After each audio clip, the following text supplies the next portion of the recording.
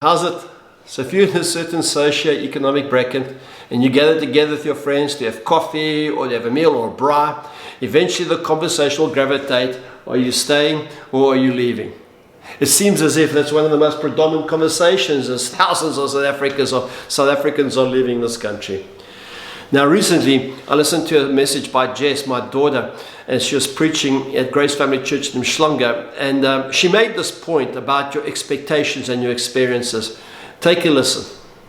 Great expectations lead to great experiences. And there are some very smart people in this room who know way more about this than I do, but there are thousands of studies and psychologists will tell us that what we expect to happen so often is what we experience. Because we will actually interpret our circumstances to line up with our expectations. When something's going on, we will edit out information to make the reality line up with what we expect that reality to be. And just like these believers, we will even ignore information if it doesn't line up with our expectations. I was thinking about this earlier. I was asking myself, what are my expectations of South Africa? And how does that determine how I experience this country? When I see a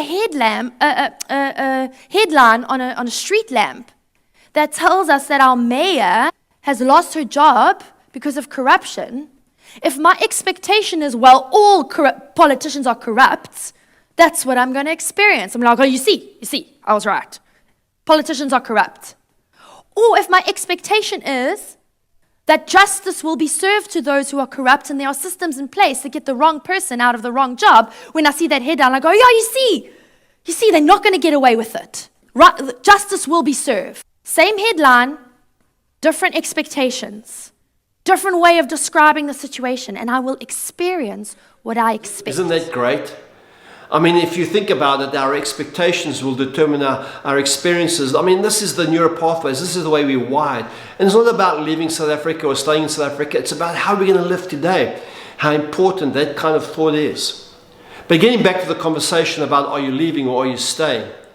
There's this article in Biznews, an online website magazine, where a guy by the name of Alan Nott-Craig wrote this article. And apparently this article's gone viral, and it's about being positive about staying in South Africa. He doesn't attempt in any way to candy coat the article and kind of just be overly optimistic and just positive. He speaks blatantly about the corruption, the crooks, and the crime. But he does speak for those who cannot leave.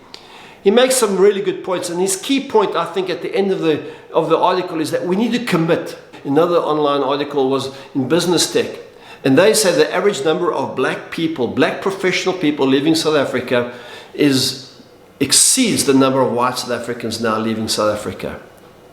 So as I think about this, my view on the whole immigration thing is we all need to immigrate. That's it. Not necessarily immigrate geographically, but we all need to immigrate emotionally and psychologically. I mean, think about it. Our world is changing. Whether it's Brexit, where the whole of England or the UK is immigrating out of Europe, or whether it's the extreme of right-wing politics or left-wing politics and how these are clashing, artificial intelligence, robotics, about education, and about how we're going to work and and the kind of jobs that we're going to be finding in the future, and the power of the online digital space. Here I am sitting in my home, potentially speaking to hundreds, thousands, I don't know, but speaking to a lot of people. This kind of thing, 20 years ago, it was unimaginable. And here we are in a changing world, and we all need to immigrate. We all need to change the way we live. You know, Jesus spoke a little bit about this 2,000 years ago. It's incredible to think that what was true 2,000 years ago remains true today.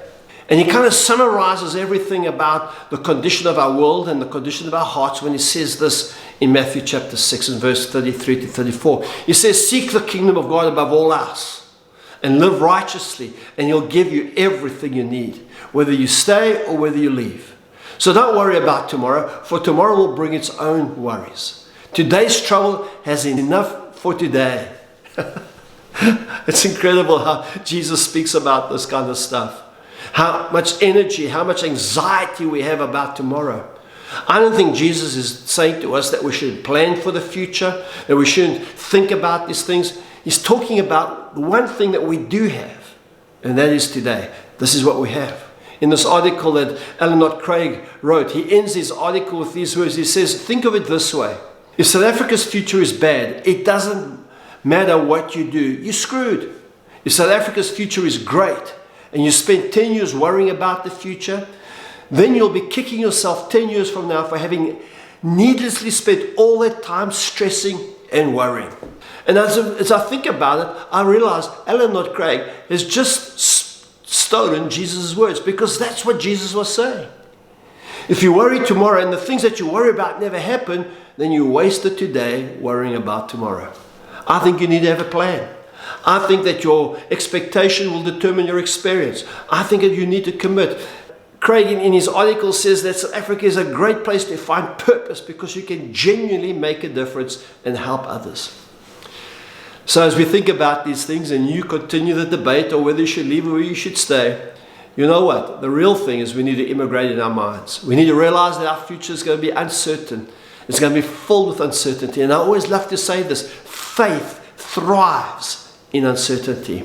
So as we put our faith in God and we trust Him and we live for Him each day, you know what? It's going to be okay. God bless you. Have a great day.